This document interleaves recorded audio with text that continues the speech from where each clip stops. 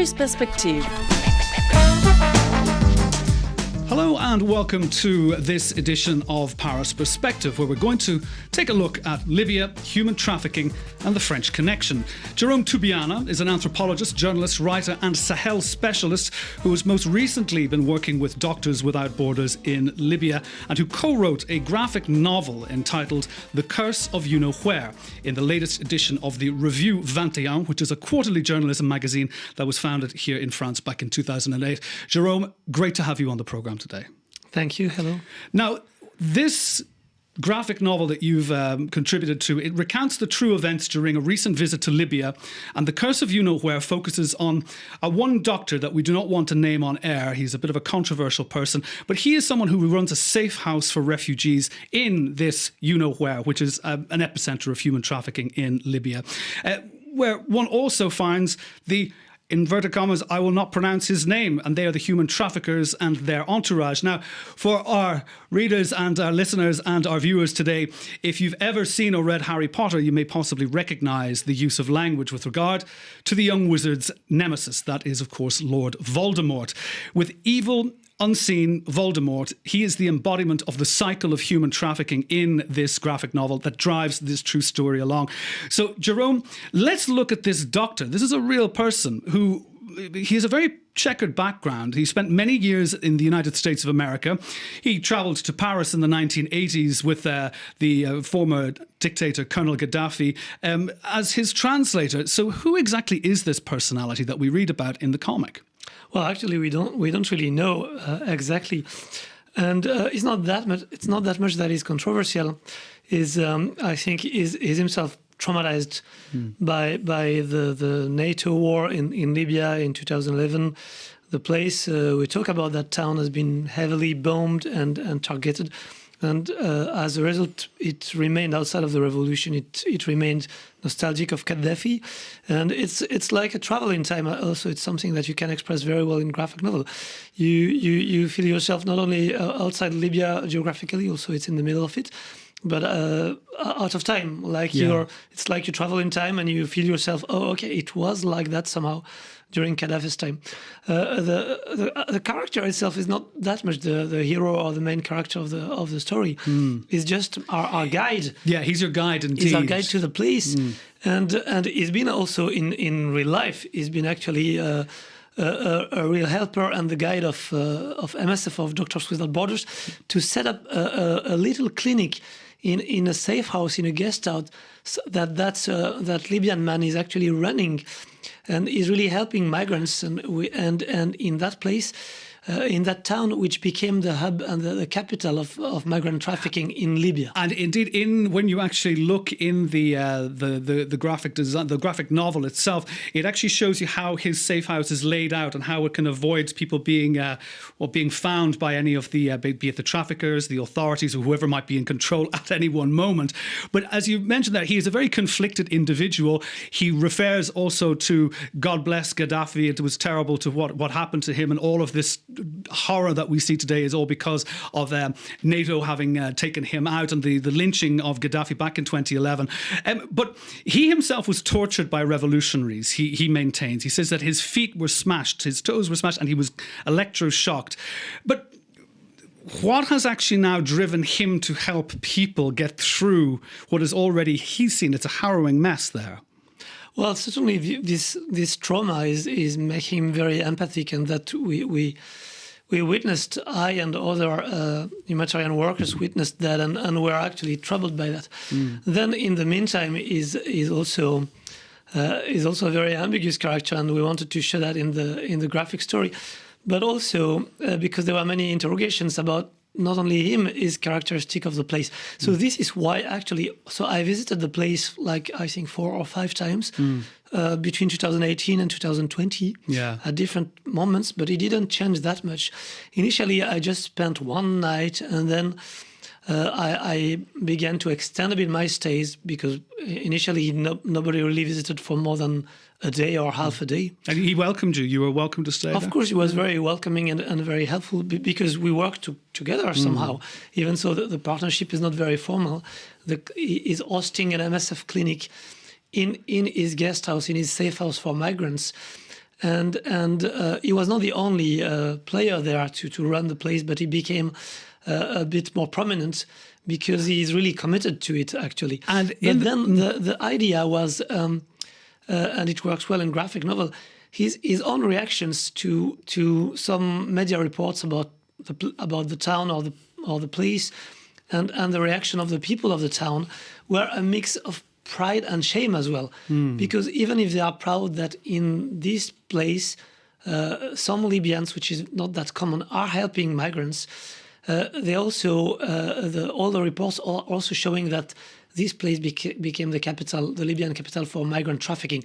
We say trafficking, it's a generic word for a very widespread phenomenon now in Libya, which is that migrants are very commonly captured and held prisoners for months in very difficult situations in crowded places, and they are tortured for ransoms that are supposed to be sent by their families. And the problem is when we mention that, because there is also this shame, the people are not that happy to be mentioned, and that the name of the town is mentioned, which is why I decided not to mention the town. So I was going to ask you, do we ever find out where actually is? No, it's still not in the graphic story. Yeah. Many people could find it. Many people who know Libya would know it.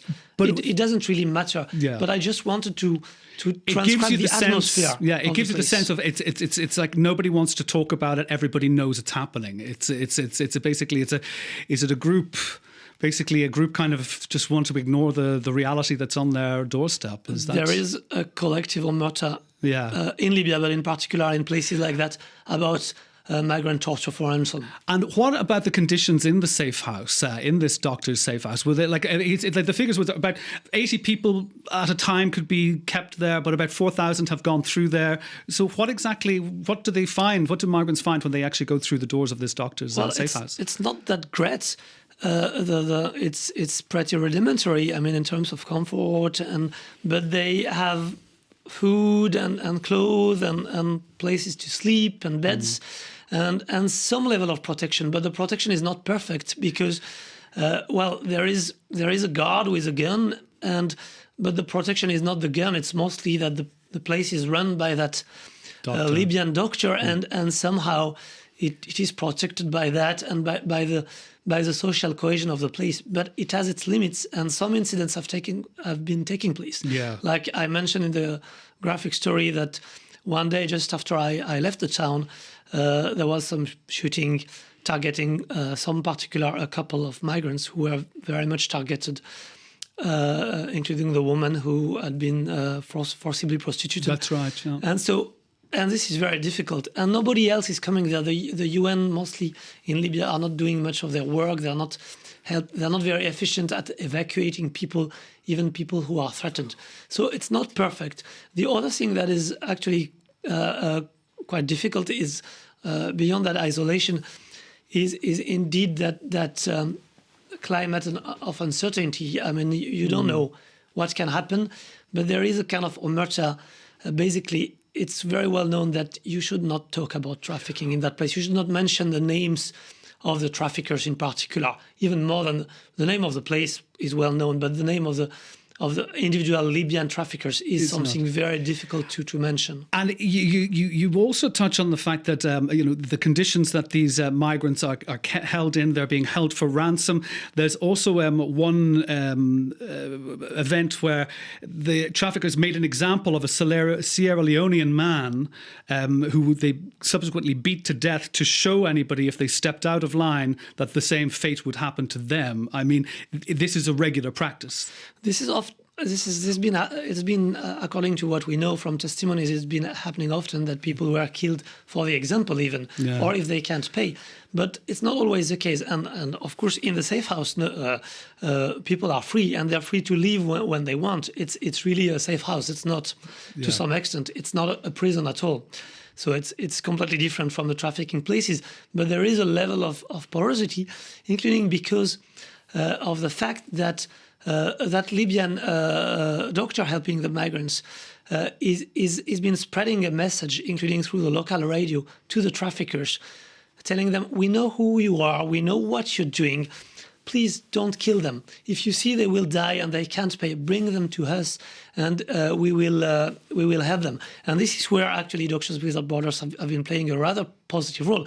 People are being dropped at the gate of that safe house in very bad conditions. Yes. And some of them die because it's too late to save them, but many of them don't die. And after some time, sometimes even after a rather short time, began to recover and are in much better physical health. Yes, I mean, and that is very well depicted in the graphic novel. And of course, this novel, it is interspersed as well with real photos. They're like it's not just purely design. There's also photographs of these people, these just underlining that this is a true and real story. Now, you brought it up there, and I'd like it to pick you up on it, about what do you see on the ground, apart from organizations such as Doctors Without Borders or Médecins Sans Frontières. In 2011, France wanted to position itself as at the diplomatic forefront of the Arab Spring. We're now looking back at 10 years, reminded that it is 10 years since it happened.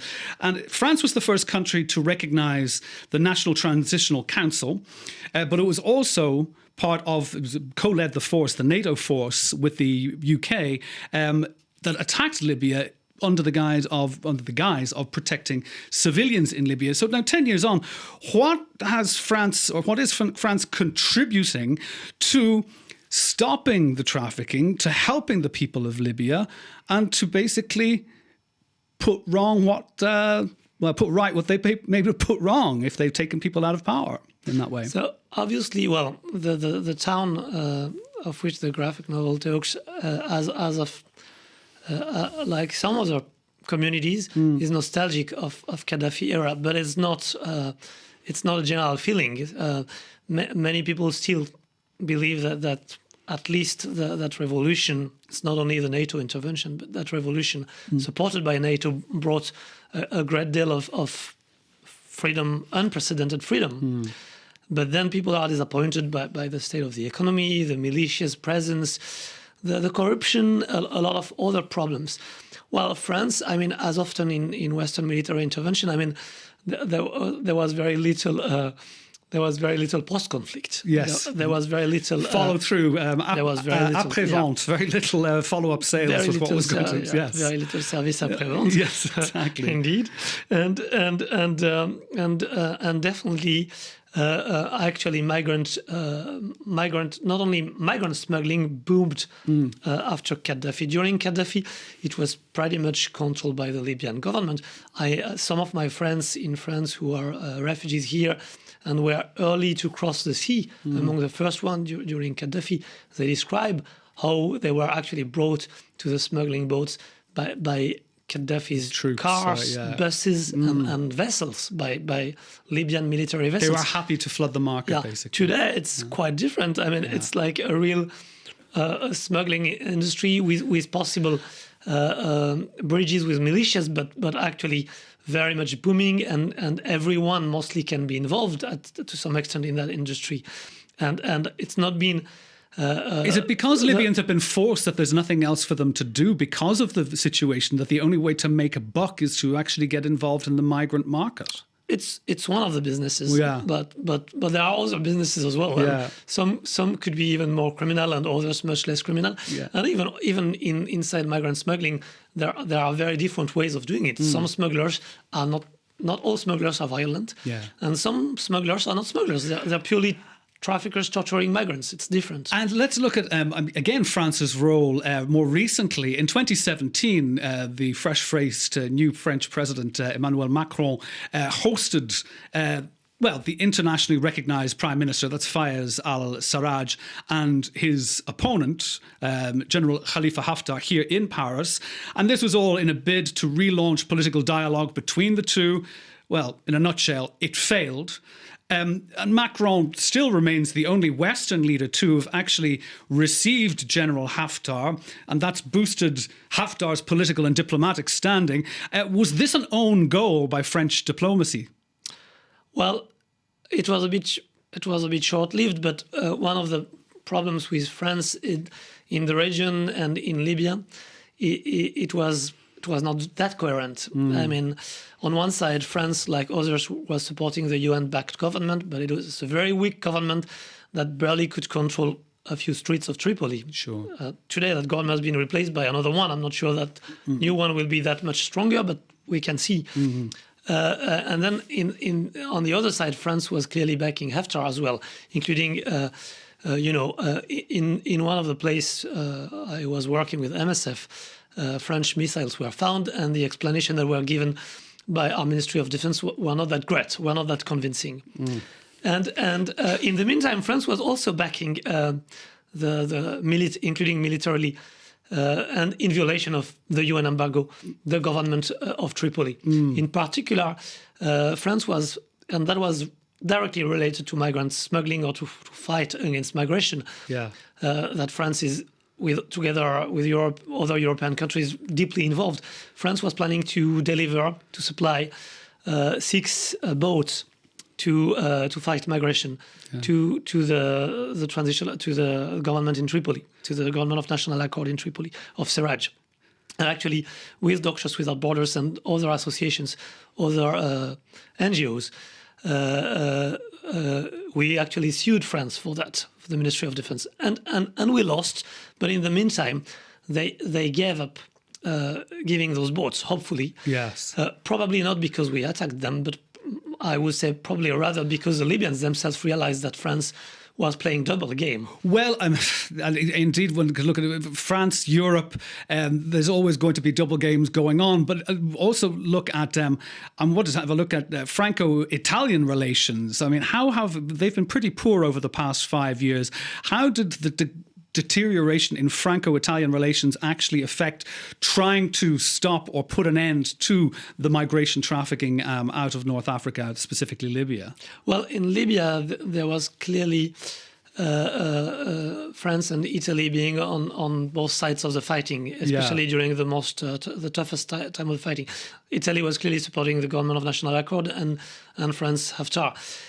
But people also wondered how much this rivalry was actually real or somehow staged, because we could see that in other parts of the region where the European anti-migrant policy was at stake, but also oil interests were at stake, there was a bit more a kind of division of labor, and the relations were not so bad. Yeah. So, but anyway, it's beyond France and Italy. There was a global international, and probably still is a global international incoherence on Libya, which prevented probably a stronger stance for peace. And of course, COVID can be used as any kind of a red flag to stopping anything if needs be. Has COVID been used to basically manipulate, let's just say, the media around what is actually happening and helping the migrants trapped in the country? COVID was definitely used as an excuse for delaying further,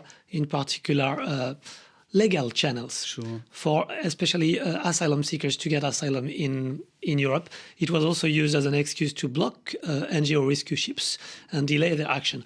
Probably people lost their lives at sea because of those delays. And that brings me to away from the graphic novel that you wrote there, or co-wrote, The Curse of You Know Where, to a short documentary that you did also called News from Jonas, Des Nouvelles de Jonas. Tell us about this story. This is about a man, Jonas, who's from Eritrea, that you were in contact with back in 2020. Tell me exactly what his story is. Right. Well, Jonas is in April, May 2019.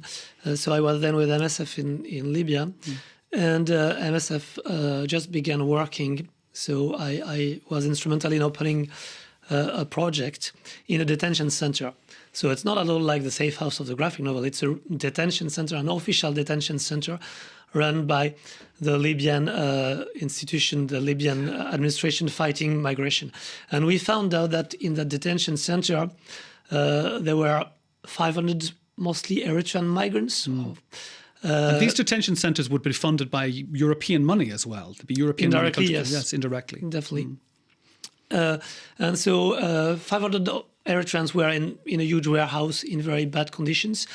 and many had contracted tuberculosis, and 20 had already died. So MSF intervened and stopped the epidemics. But we found out, in particular, that the UN doctors who were paid to do that job were not working seriously, or were not working at all.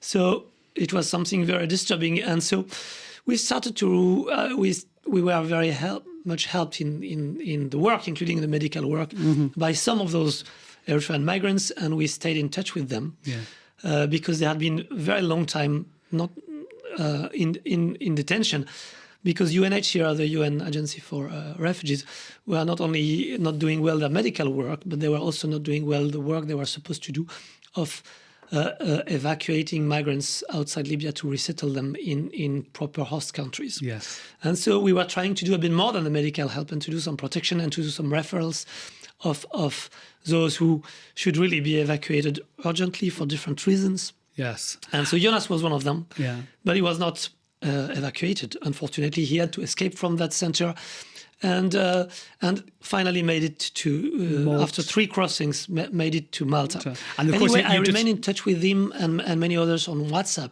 Yes. And the phones are really the lifeline, of course. Yeah, definitely. There's the alarm phone as well that you mentioned in this documentary. Exactly. That is literally. How does that work? How does the alarm phone work? Alarm phone is a great organization that is mostly a green line, a free phone line that anyone, migrants, NGOs, smugglers themselves, can call to tell them there is a boat in distress at around this location.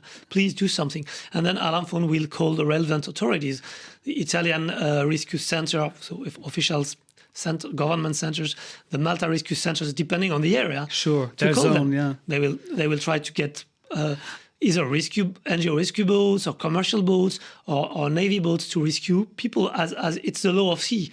And so, but unfortunately, the law of sea is not evenly applied, and some boats look elsewhere. Look at the other way, and they do not apply maritime law. So some pressure can be sometimes crucial. Yes, and indeed, Jonas, it's an 8-minute documentary. He's still, I believe, now in Malta. He was detained. Now he was arrested and put in prison, but now he's still there, but in a detention centre. Is that right? Yeah, that's right. He was 6 months in prison. That's Malta, also not very legal way of dealing with refugees and migrants. But now he's been released, and he's in a center which is not exactly a detention center. He is free to live and move around during the day, but he's mostly waiting for the right process of being legally resettled to another place. And as you were saying, it's the time that is so important. It's the amount of time of your life that is being lost before actually knowing where you have found, well, your future. That is one of the most impacting issues. That's very unfortunate. Like, you have some young people like Jonas, who is Eritrean and clearly easily could get asylum in Europe. Would he, for instance, be able to reach Europe by the plane, or to make a demand in, I don't know, an embassy? But because he can't get it, he lost many years of his life, like maybe 5 years of his life in Libya, in very difficult conditions, in detention, under torture by traffickers. He lost also, and his family lost enormous amounts of money because they had to pay the ransoms for him not to be killed. So it's crazy because a young man who could have reached Europe and integrate quickly and he's educated. It comes across very, very quickly. Find ways to continue his studies or work, or find useful ways to send money to his family. Now he's broken, morally, physically broken, and it will be probably much more difficult to find the money he needs to send to his family, because maybe they actually sold their house, sold many of their properties. So, it's crazy, because usually African migrants were able actually to contribute fairly to the development of their home countries, while in Europe. Now it's the opposite, yes. They are trying to basically wasting their money. Africa is losing money to save lives. So it's gone of people detained in Libya. Yes, You know? it's gone completely volte-face. Jerome, just to finish up, thank you again for joining me on the programme today to discuss, human trafficking, Libya, French connections there, and the situation that we're currently seeing in the country. But we were here today to talk initially about The Curse of You-Know-Where, which is that graphic novel. Yet again, when I saw that this true story was being translated, or to say transformed into a graphic novel, the first thing that struck me is this is a very French or Belgian, it's a very francophone thing to do. This is something that you would not see very easily in Anglophone, UK, Irish or American cultures. Comic books are comic books, but like this is a very serious piece of, let's just say, a very serious document of a story that is ongoing in Libya. Why is this, do you think, a phenomenon that is very much within the francophone world? Well, first, comics, graphic novels are very popular, as you know, in France, and you see them frontline in many bookshops. It doesn't mean they don't exist elsewhere, and of course, inspiration for non-fiction graphic novels are very much to be taken from the US with Mouse, Art Spiegelman. And for me, it's been directly inspiring, and there are a few others as well. I started... They're less prevalent, though. You don't see them in bookstores. When I go back home, you do not see graphic novels. You have to go to a special comic shop, you know. Well, my first graphic novel in book is called Guantanamo Kid, and it's a Guantanamo story of a real character who was a prisoner in Guantanamo for 8 years.